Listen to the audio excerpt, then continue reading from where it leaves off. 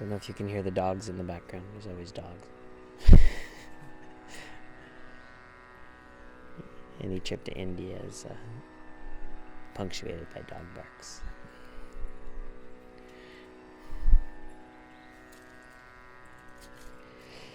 Okay, now I'm finished intermediate and I'm starting the backbending sequence with Urdhva Dhanurasana. And this backbending sequence, we do it, from primary series onward, but it changes, which is kind of cool. So at first you're just doing the 3 sets of Urdhva Dhanurasana and then forward bend. And then once you get a certain ways through primary series, you'll start doing drop backs as well. And so I'll do those after I do my 3.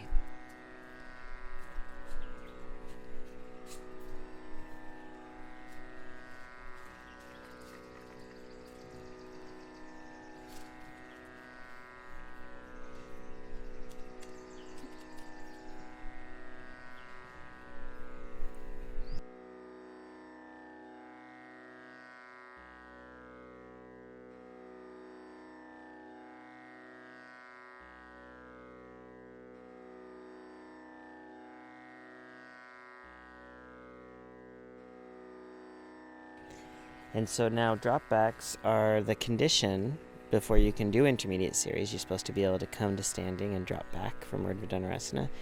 And again, it's all about leg strength. It's all about teaching you to use your legs in back bends. So very important. Otherwise, you're going to break your back.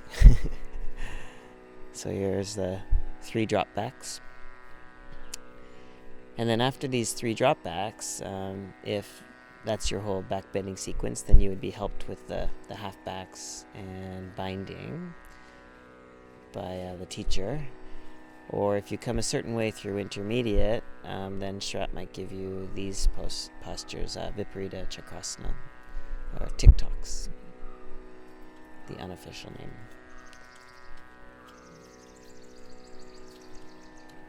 So usually you're pretty tired by the time the TikToks come around.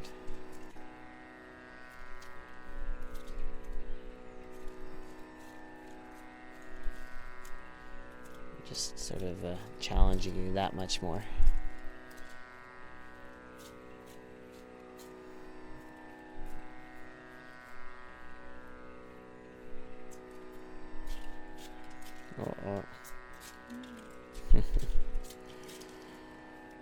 Getting tired.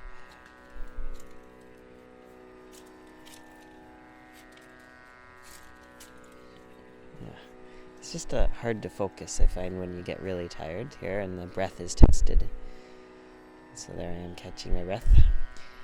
And then after TikToks, then try to do, we do 2 more sort of ticks coming over for Vrichikasana, scorpion pose. So these are the preparations. So this is all one sequence, starting from the Viparita Chakrasana up to a Vrichikasana. And not everybody does them. But usually, once you finish intermediate, you start.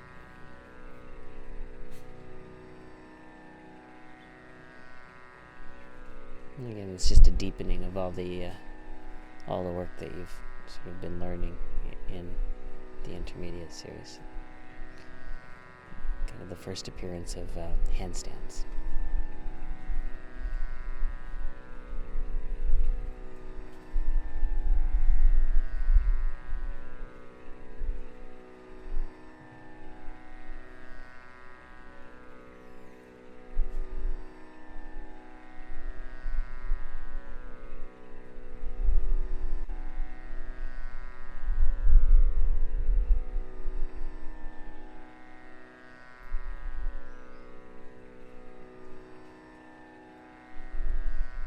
It's a good day or not. On a good day, they might touch. Oh, so close, so close. Good thing it doesn't mean anything.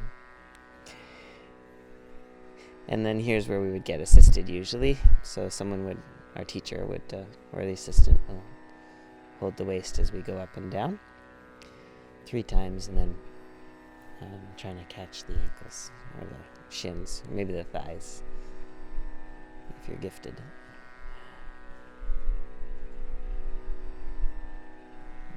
So these deep back bends really opening up the front of the body and balancing everything out eventually. At first they're just torture. But I like them. Maybe that's what we Ashtangis are like. We like torture.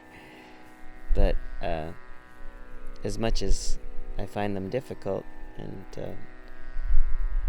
they're always work, but I love the feeling of them. And I like the work too, because you can see there's progress over time, so it's fascinating to watch the changes.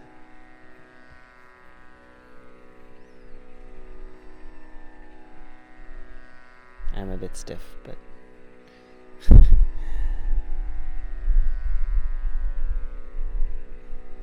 I like that, though. It makes it even more fun. And then we get a little squish. So someone pushes on our back usually to balance it out. And this isn't actually part of the closing sequence. It's still part of the back bending sequence. It's just to counterpose the back bends now. You stretch out your spine.